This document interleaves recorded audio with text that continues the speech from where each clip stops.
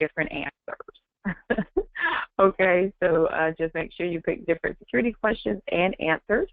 And then at the bottom, it's got some contact information, name, address, phone number, things like that. And then, there's a submit button. Feel very comfortable with putting your information in there. We're actually owned by Kellogg, so we're behind multiple firewalls. So you will not have just random people checking into the system, finding out your information. This really is for Angelo and his team so that they can get in contact with you. And then eventually we'll have your troop leaders start to go into the system. They would be able to see like your email address, or if you give them access to your phone number, things like that, so that they'll be able to contact you as well. Okay, so hopefully you'll feel comfortable with putting that information in there. That information is required for certain things to occur in the site. So if you don't feel comfortable putting your real one in there, that's absolutely fine. You can make up a fake one and put that one in there, but just make sure you have something in the site. Okay, all right, next screen. All right, so now we're in the system. If for some reason you should happen to forget your password, there is a forgot the password option inside the site.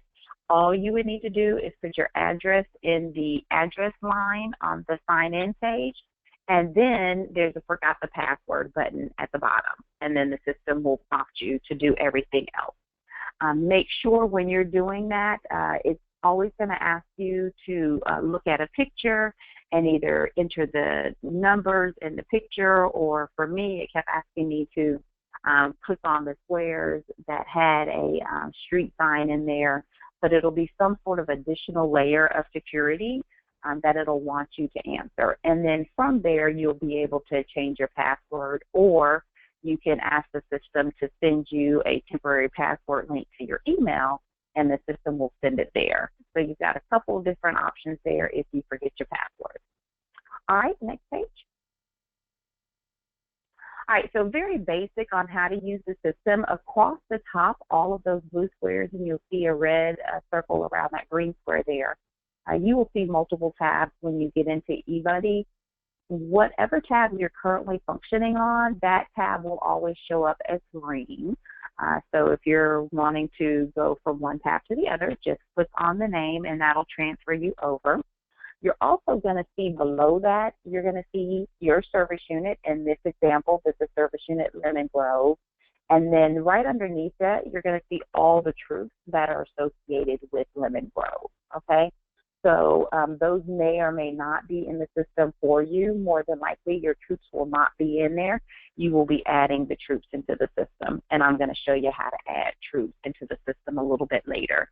But that's kind of like the basic functioning of how you use eBudde. Across the top shows whatever service unit tab you're on, and then across the left-hand side shows what person you're functioning as.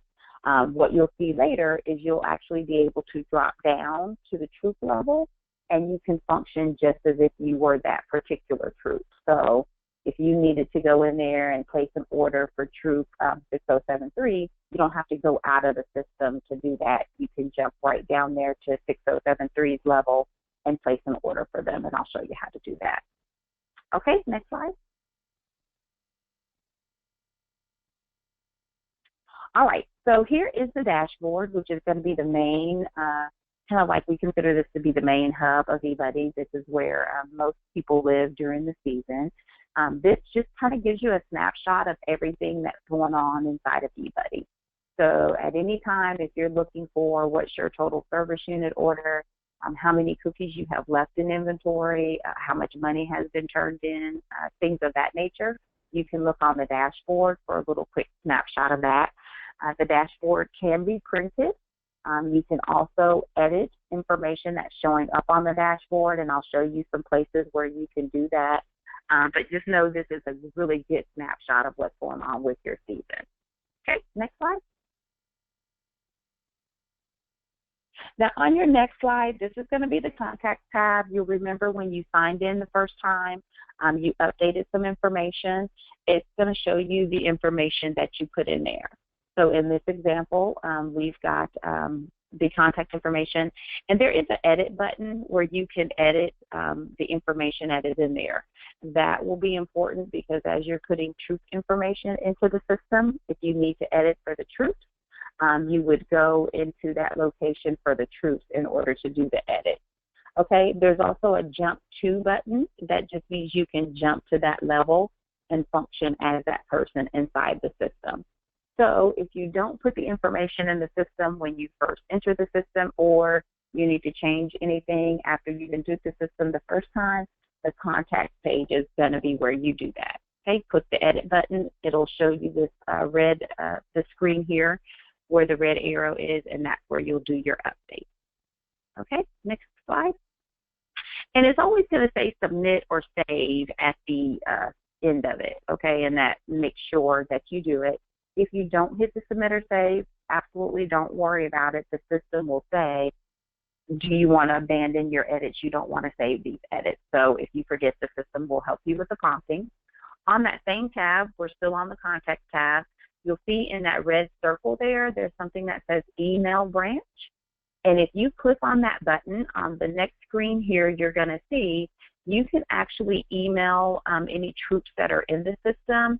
So you won't be using this feature next year, but I always want to point that out just to make sure you can see how that works. So next slide.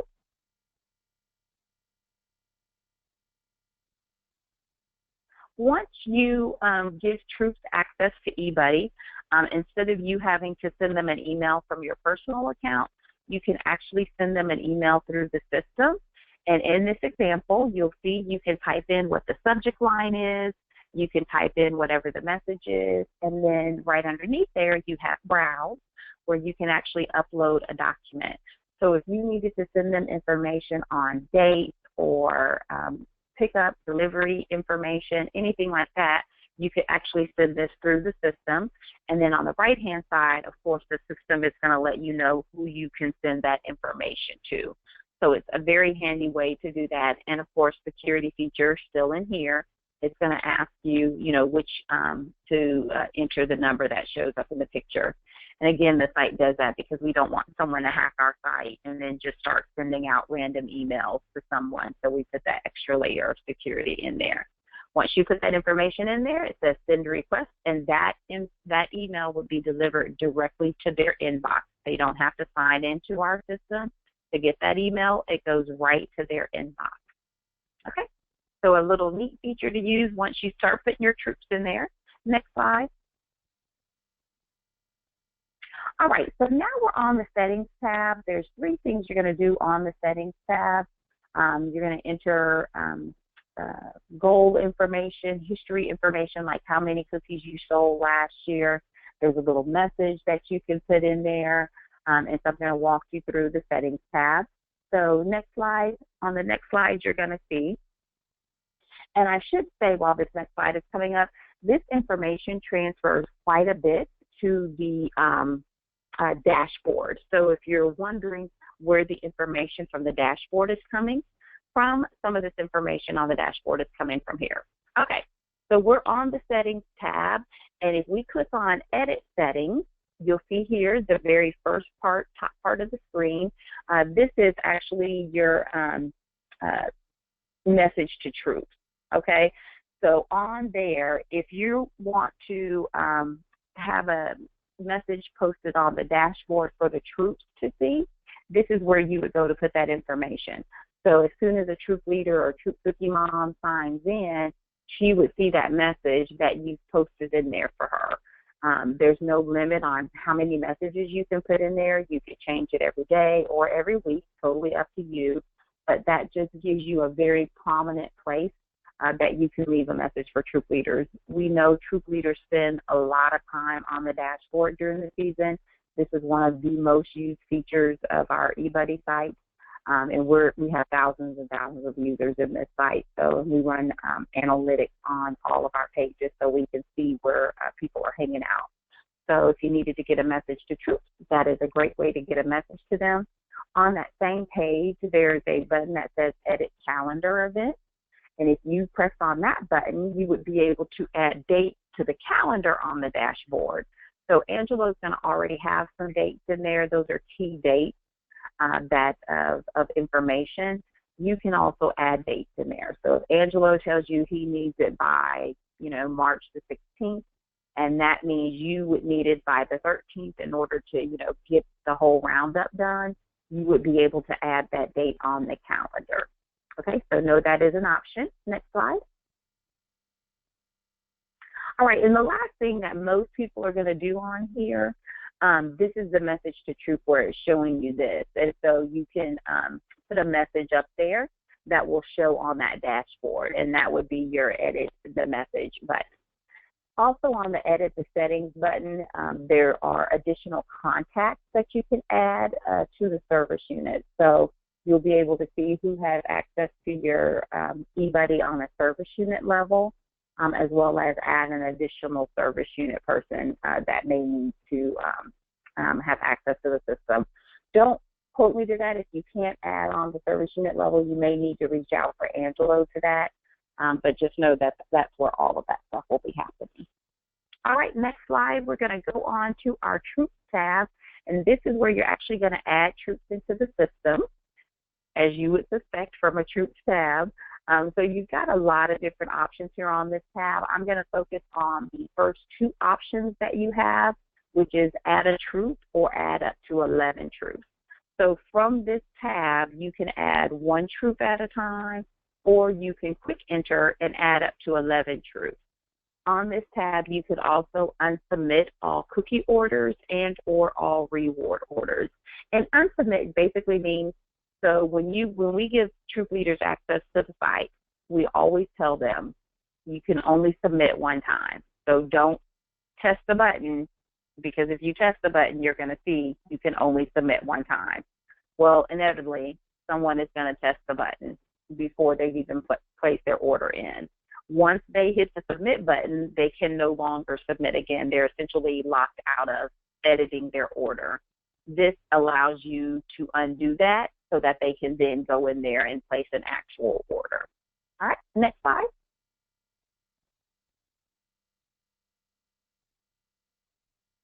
All right, so this is the quick enter for the add up to 11 troops. And you can see here the system is asking you just for the basic information that we need in order to get them into the system. What the troop number is, number of registered girls, number of girls selling, what their sales goals is. It's going to ask you for their age level. It's giving you the option to opt out of rewards if they're foregoing rewards and taking extra proceeds. And then the troop leader email. And then it's also asking, are they a cookie person, if they're active, and if they receive emails. So you can see here on when we go forward, you'll see the depth of the detail on the next slide. But on this one, you could put just the basic information. What is required is only the troop number, the age level, and, of course, the email address. Okay, so that's the minimum that you would have to put in on this screen. You don't have to put all this stuff. But if you do have this information, it's good to put it in. And then you see there at the bottom, it's giving you a button for add. Once you hit that add button, it'll add those. If you only have 5 troops, you can just enter information for the 5 and hit the add. But you can put up to 11 troops from this one screen. Okay? On this next slide here, I'm going to show you what it looks like when you're adding for just 1. So if you hit the add a troop, that means 1, it's going to give you this screen, and it's going to show you all of this information. Okay? So the same information that we just saw before, but it's giving you a little bit, a few more squares where you can put some more information in. Okay? So either of those places, you scroll down to the bottom, you're not going to be able to see it on this slide, but if you scroll down to the bottom in the system, you're going to have a little purple button, which you'll become very familiar with inside the site, that will say, add a troop. Okay, all right, next please. All right, so we've added troops into our site. We've updated our settings. So now we're on the initial order tab, which is right where you guys are going to be right now, okay?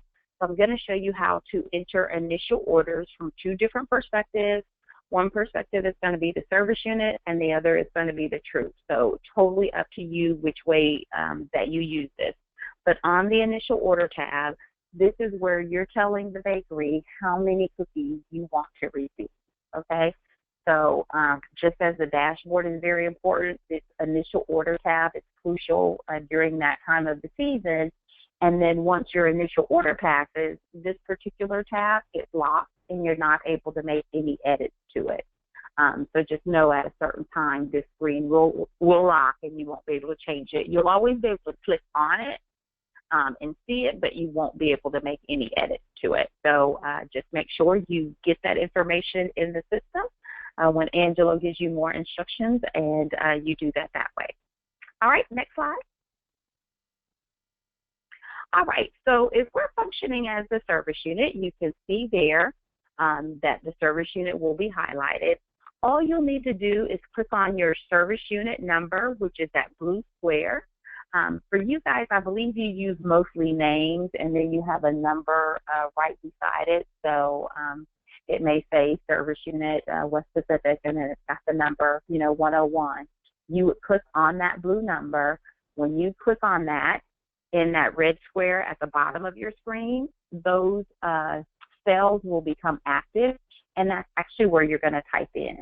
So you can see it's not hard to do at all. You just click the blue square, and then your fields are active at the bottom. You would type in the actual numbers of cases that you need, because remember, you order by cases, not by the box.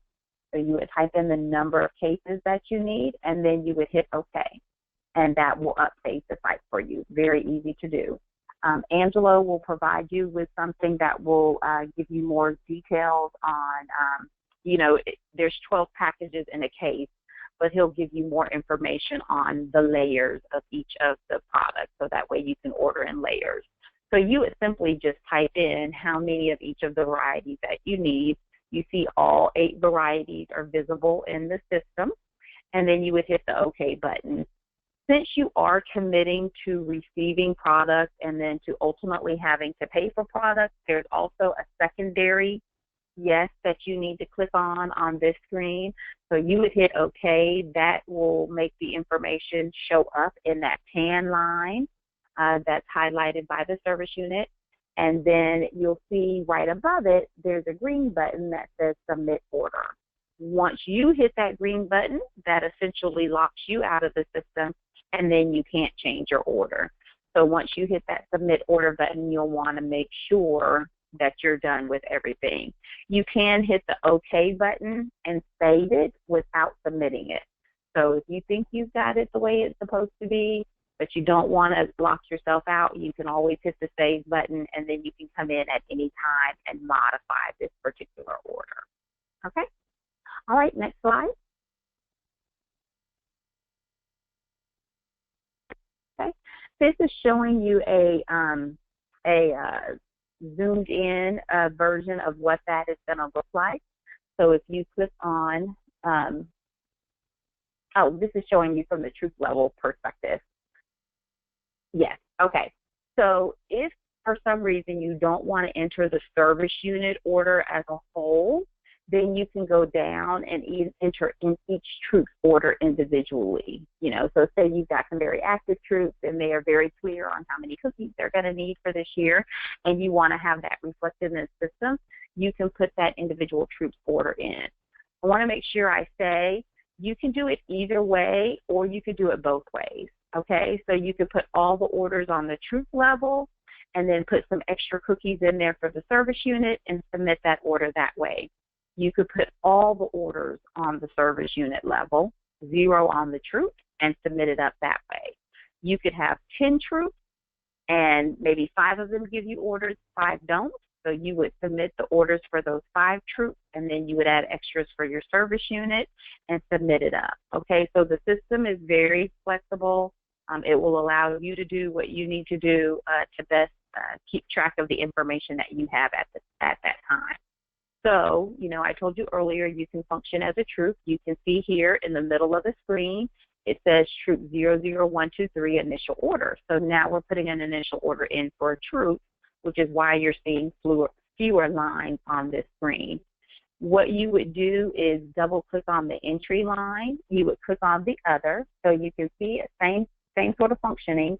That line is tan. That lets you know you're going to be putting product on that tan line. That's the other line. You would put in however many cases you need. You would hit the OK button, and it would either give you the option to save it. You can see the purple one there that says save, or you would hit the green one to submit orders. So the same things you can do on the service unit level, you can do on the troop level. So you could go in there and put the order in, but not submit it, just giving them a little flexibility to change that if they need to. Okay, all right, on the next slide here, you will get a warning sign before it allows you to do anything. So remember when I told you earlier, you could quick enter your troops into the system. If for some reason you don't know the number of girls selling or the number of girls participating at that time, you don't have to put that in, but it won't allow you to do an initial order before you put that information in, okay, because this council needs to know essentially how many girls are participating in the system, because that will help them in determining number of rewards and things like that. So that piece of information is critical. So if you get a screen that won't let you click on it, know that that's what the system's looking for, but it's going to tell you that that's what it's looking for. All right, next slide. All right, so once you've got everything in there the way you want it, you'll see here on this screen, we've got orders in there for 3 troops. We also have extra cases of cookies built in there for the service unit. So everything is in, it's already been in, we've already saved it. Now it's the big day and I need to submit this order to the council so that the council knows what I need. You would hit that green submit order button, and that submit order button just lets you know that you're going to lock yourself out. The reason the save button isn't showing on the screen is because I haven't entered any new information this time that I logged into eBudde. If I had just entered some new information, I would have the save button as an option. You should know that once the calendar date passes, the council office will go in and set a deadline that essentially says you've got to have the initial order to the council by this date.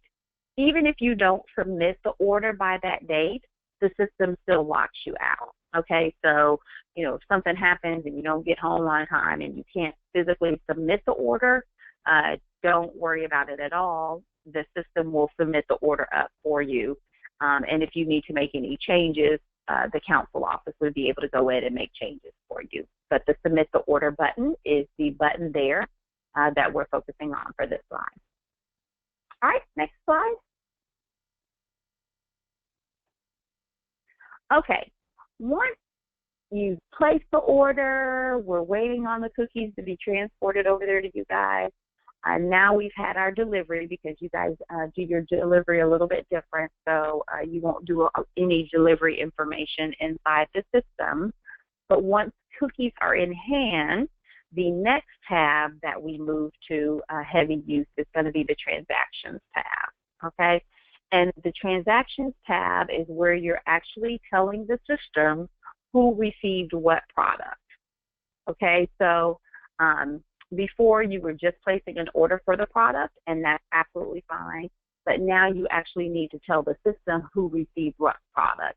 So this becomes your ledger, your balancing sheet for all of the products that you received, and that's why the green button there is highlighted on the transactions tab. After the initial order is placed, when you actually have cookies in hand, this is where you're going to live mostly, is on this transactions tab here. All right, next slide. When you click on that purple Add a Transaction button, and you'll see this another time on another screen, this is the open box, the dialog box that you're going to get. You'll see it automatically fills in some information for you, and all you're doing is telling the troop other information. So just for sake of ease in doing numbers, say you ordered 100 cases of every product. So in your inventory, you've got 100 cases available. As your troops come to pick up product, you would need to then assign that product to troops. So I'm troop 101, I come in, I get 10 cases of everything. You need to go into the system and add that transaction into the system. That's what we're doing here. So you'll see on this slide, we're removing product from the service unit and giving it to the troop. So the date automatically pre-populates. It's going to be a normal transaction. The second party is the troop. The second party is just who's receiving it. And then, of course, you would type in the troop number of the troop so that the system knows who to assign the cookies to. Under product movement, you're removing product because you're removing product from the service unit and giving it to the troop. You see contact information automatically pops up in there, okay? And that's the contact information of whoever's using the site. You can leave that in there or you can remove that. And then you'll see here, you've got all your varieties out, and then you would put in the system exactly what they received. You see you have the option to do cases or packages. You may not see packages because we can actually set that so that you function only in cases. So if you don't see the packages on your screen, don't panic. Just know, you have to do it in case increments there. And then same thing as you would do everywhere, you're going to hit the OK button, and that'll allow you to save it. The other thing you could do is hit the Save Print button. They essentially do the same thing. The only difference is, obviously, the Save Print is going to allow you to print out a receipt of what you're putting in here. Okay, some councils require that, you submit secondary paperwork. Really not a need to do it because you're going to see that in the system. So you would either hit the OK button or the Save Print button, and that information will now show up not only on the service unit level, it's also going to show up on the troop level so that the troop leader can see that their troop has been assigned product. Okay, all right, on the next slide. That's if you're removing product from the service unit and giving it to the troop. If for some reason you need to take product back from a troop at the end of the season, maybe they were too ambitious with their order and they had too much, so you need to take it back in so that you can give it to another troop, you would do the exact same thing that we just talked about before, but in this instance, you're going to add product, okay? Instead of removing it. And adding product means you're adding product back to the service unit from a troop more than likely, okay? If you're receiving product from a cupboard or another service unit, all that would change is on the second party part. You would change that from a troop. You see there's an arrow there. That means there's more stuff under there. You would change that from a troop to a cupboard or to a service unit, and you would put the cupboard or the service unit number because it's going to give you a field, and you can drop down and select which service unit you're receiving that product from. Okay? Same thing, hit the OK or hit the Save Print button. All right, next slide.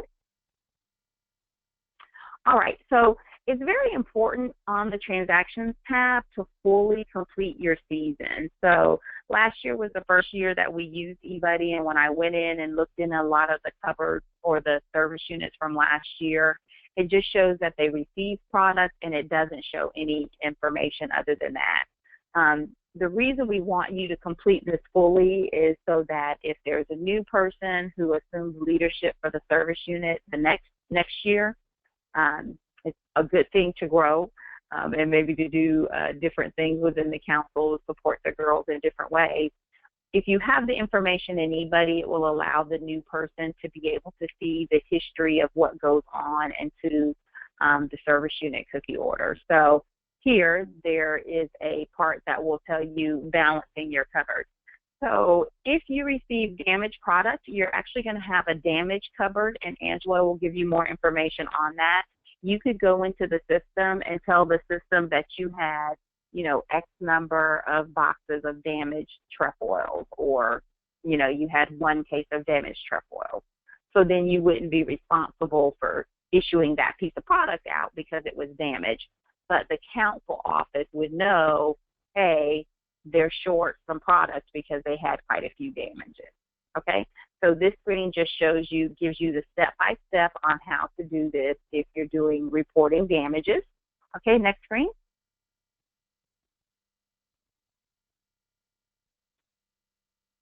Okay, if for some reason you have missing cookies in our bin mint, there are 10 layers of 20 cases.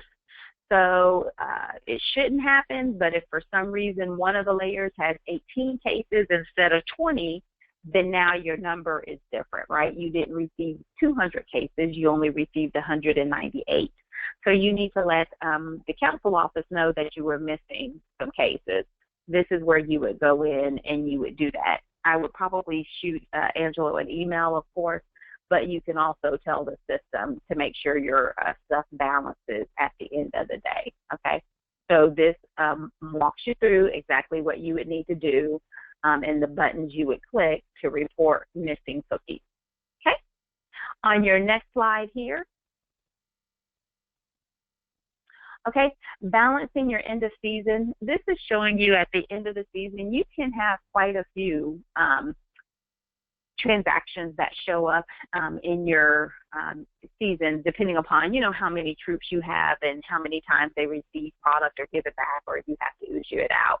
So this is actually from a service unit last year, but you can see there at the bottom, they actually balance to 0. So at the end of the season, you shouldn't have any product left over, right? All of the product should have either been issued to a troop and or given back to the council or distributed to customers in some fashion or form. So our goal at the end of the season is for your transactions tab to show up as 0. All of the information on this screen is data, which means it's going to translate into reports, and it's also going to show you where things are going. So if you're looking at your screen, you can see under the date column there, it's showing you the date that all these transactions were entered. I should say this, the date automatically defaults to the day, the actual calendar day that we're on. If for some reason you were issuing product out on a weekend and you don't get to enter this stuff into the computer until Monday on your lunch break, you could actually go back and change that date to be the actual date that you entered the product, okay? Second party, you can see here we gave product to some cupboards, we gave lots of products to various troops, and then we also had a transaction there for a service unit. So this is giving you a snapshot of everything that occurred. This particular council uses packages, I believe, instead of cases. This may be cases, but it's just showing you the snapshot. But the big call out here is to get down to all zeros at the end of the year. One thing I do want to point out at the top of these rows, whenever you see a diamond, that means you can sort by that day. So if you wanted to look for transactions on a specific day, you would hit the diamond and it's going to sort it by the day of the week, okay? There's also a page where it says page 1. That's showing you that there could be multiple pages to this screen, especially if you have a bunch of transactions or a lot of troops that you're doing things for, okay? So try as best you can to get down to 0 there at the end of the year. On the next slide, I think you're going to see an example of what it looks like when you're not balanced to 0 at the end of the year. So here we are. It's the end of the season, but we still got product that's showing. And this is a really good example because this particular service unit is showing that they have a negative 36 cases. So basically, they've given out more product than they received in, and that's pretty much impossible to do. So there's some sort of error here in this transaction that's not allowing this one to balance. And you'll see some of them are pretty significant. Most of the time, it's going to be a data entry error. So this person may have gone in and put in, I gave out 36 cases, when they really meant they gave out 36 packages, which was 3 cases. Okay, so if you're in the negative for some reason, that's a very good sign that you probably keyed in something incorrectly. But you know, everything is digital, it can be corrected, but you want to try to get this to as close to 0 as possible to make sure that you're balancing at the end of the season. Whenever you're doing a transaction, you know, the pop-up window, the dialog box showed up before, you save there. On this screen in the upper left-hand corner, before you ever leave the Transactions tab, you always want to hit the Save button again, because again, we're either moving product or we're now making someone responsible for funding, so we want to save twice. Hit the Save button. If you try to leave that screen without saving, the system is going to say, hey, you sure you want to leave the screen without saving those edits that you just did? So it will prompt you. So just make sure you always save twice. All right, next screen here. Okay, you're also going to see a deposits tab, and this is where you'll be able to go in and tell the council that deposits were made for particular troops. You're not actually making deposits into a bank or anything like that via the system, but you're just saying, yes, I received money from this troop, and then you can put in there how much money you received. This is a great way to be able to balance at the end of the season the finances. On the transactions tab, we were balancing the product, but it's just equally as important to balance the finances, okay? So you can go to the deposit tab. It's very easy to do. It says add a deposit, and you would just click add a deposit. You're going to get a dialog box, and you can actually tell the computer how much money you received, on what date you received it, and which troop gave it to you, okay? So then the troop will see it showing up on their level, and you're going to see it showing up on your level. And there's also some reports and things like that that you can run. You can't actually add in any banks. Angela will put in all of the banks that you need to use for our other overseas council. There are two separate banks.